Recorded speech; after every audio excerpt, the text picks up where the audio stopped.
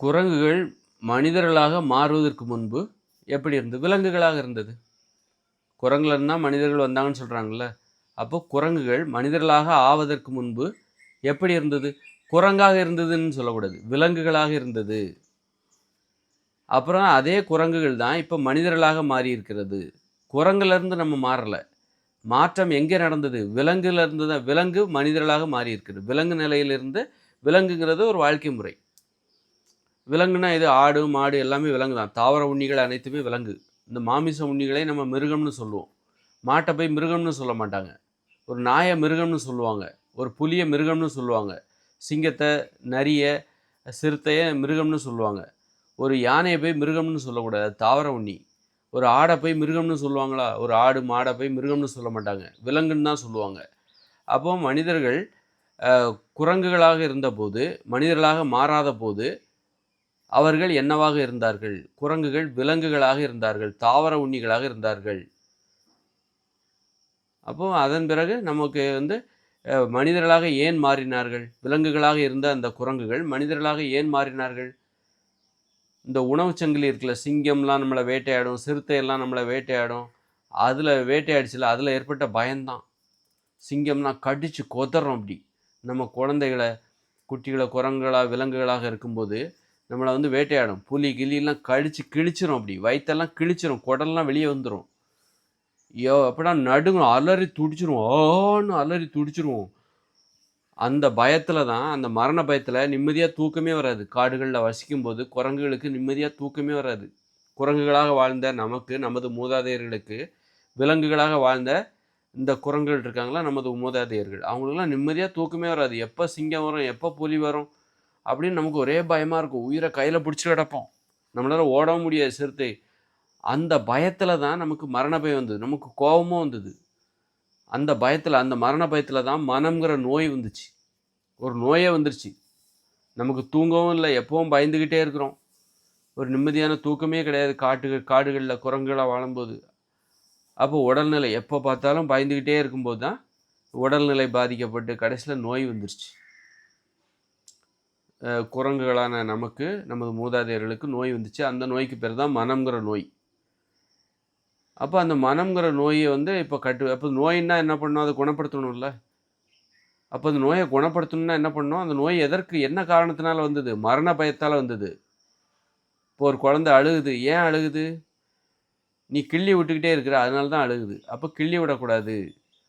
கிள்ளி விட்டுருவானோ அப்படிங்கிற அந்த பயத்துலேயே அந்த குழந்தை அழுது. கிள்ளி விடக்கூடாது. அதுபோல் மனிதர்களுக்கு மனம்ங்கிற நோய் ஏற்பட்டுச்சு. அந்த மரண பயத்தால் ஏற்பட்டுச்சு.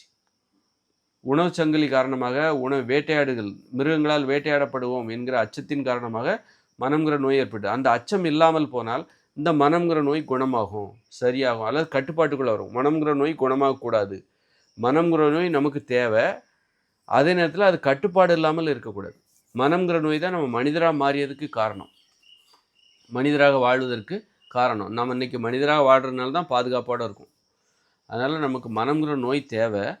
அதே நேரத்தில் நாம் அந்த மனம்ங்கிற நோய் கட்டுப்பாடு இல்லாமல் இருக்கக்கூடாது, கட்டுப்பாடோடு இருக்கணும், அமைதியாக இருக்கணும். அப்படின்னா மனம்ங்கிற நோய் ஏன் கட்டுப்பாடு இல்லாமல் இருக்குது அப்படின்னா, அந்த மரண பயம்.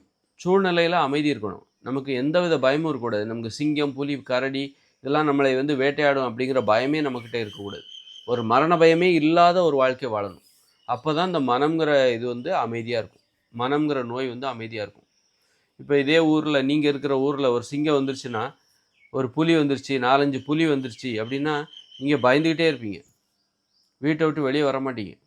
ஐயோ சாப்பாட்டுக்கு என்ன பண்ணுவோமோ, வீட்டை விட்டு வெளியே போகணுமே, டாய்லெட் போகணுமே, ஏதோ ஒன்று டக்குன்னு அந்த வீட்டுக்கு போகணுமே, இந்த வீட்டுக்கு, ஒரு பயந்துகிட்டே இருப்பீங்கள்ல, ஒரு மரண பயத்தில். அப்போ அந்த புலி இல்லாமல் இருந்தால் தான் நீங்கள் அமைதியாக வெளியில் வர முடியும். அப்போ அதுதான் புலி, சிங்கம் இதெல்லாம் இல்லாத ஒரு உலகம் இருக்கணும். அப்போ தான் மனிதர்கள் அமைதியாக இருப்பாங்க. மனம்ங்கிற நோயும் ஒரு கட்டுப்பாட்டுக்குள்ளே இருக்கும், அமைதியாக இருக்கும் அப்படிங்கிறது தான். அதனால் குரங்குகள் மனிதர்களாக ஆவதற்கு முன்பு என்னவாக இருந்தது? விலங்குகளாக இருந்தது. அப்புறம் மனம்ங்கிற நோய் குரங்குகளுக்கு வந்தது, இப்போது மனிதர்களாக ஆகியிருக்கிறது. அப்போ நாம் இப்போவும் குரங்காக தான் இருக்கிறோம். குரங்குகள் தான் முன்னாடி விலங்குகளாக இருந்தது. மனம் எனும் நோய் ஏற்பட்டதால் மனிதர்களாக மாறி இருக்கிறது. குரங்குகள் மனிதர்களாக மாறி இருக்கிறது. ஆனால் குரங்கு தான். மனம்ங்கிற நோய் தான் நம்ம மனிதர்களாக மாறிச்சு. அதனால் மனம் நோய்ங்கிறது வந்து அனைத்து உயிர்களுக்குமே வரும். சுகருங்கிறது நாய்க்கு கூட வரும். சுகரு எந்த ஒரு நோயும் வந்து பார்த்திங்கன்னா நோய்கள் இப்போ ஒரு ஆடு மாட்டுக்கும் நோய்கள் வரும். அதே நோய் நமக்கும் வரும். அதுபோல் மனம்ங்கிற நோய் எந்த ஒரு உயிரினத்துக்கும் வரும். மரண பயத்தின் காரணமாக தான் மனம்ங்கிற நோய் ஏற்படும். அதனால் நாய்க்கு கூட மனம்ங்கிற நோய் இருந்துச்சுன்னா அது வந்து மிருகம் கிடையாது. நாய்ங்கிறது வந்து மிருகம் கிடையாது. அது வந்து மனிதராக மாறிவிடும். மனம்ங்கிற நோய் பாதிக்கப்பட்ட அனைத்துமே மனிதராக மாறிவிடும். இப்போ நாம் வந்து விலங்கு இல்லை. இப்போ வந்து நம்ம விலங்கு கிடையாது. நாம் வந்து மனிதர். ஆனால் மனம்ங்கிற நோய் ஏற்பட்டனால தான் நம்ம மனிதராக மாறினோம். மனம்ங்கிற நோய் ஏற்படுவதற்கு முன்பு நம்ம விலங்காக இருந்தோம். இப்போ நம்ம விலங்காக இல்லை. இப்போ நம்ம மனிதராக மாறிட்டோம். அதுபோல் இப்போ ஒரு நாய்க்கு மனம்ங்கிற நோய் ஏற்பட்டுச்சுன்னா அது கண்டிப்பாக மனிதராக மாறிடுச்சின்னு அர்த்தம். மனிதராக மாறிடுச்சு, அல்லது மாறிக்கிட்டு இருக்குது. அது ஏற்கனவே மிருகமாக இருந்தது நாய். மனம்ங்கிற நோய் அதுக்கு ஏற்பட்டுச்சுன்னா அது மனிதராக மாற ஆரம்பித்து விடும். அந்த மிருகங்கிற அந்த குணத்தை அது இழக்க ஆரம்பிச்சிரும். இழந்து அது மனிதராக மாற ஆரம்பிச்சிரும் அப்படிங்கிறது. பறவைன்னா நிறைய பறவை இருக்குல்ல, அதுபோல் மனிதர்னா விலங்குன்னா நிறைய இருக்குல்ல, ஆடு மாடு எல்லாமே விலங்கு தான். அதுபோல் மனிதர்னா என்ன இலக்கணம்? மனிதர்னா பறவைனா என்னது? பறக்கக்கூடிய எல்லாம் பறவை. தாவர உண்ணிகள் எல்லாமே விலங்கு. மாமிச உண்ணிகள் எல்லாமே மிருகங்கள். அதுபோல் மனிதர்னா இது மனம்ங்கிற நோயில் பாதிக்கப்பட்ட எல்லாமே மனிதர்கள் தான். அப்போ நாய்க்கு மனம்ங்கிற நோய் வந்துச்சுன்னா அதுவும் மனிதராக அது மாறிவிடும்.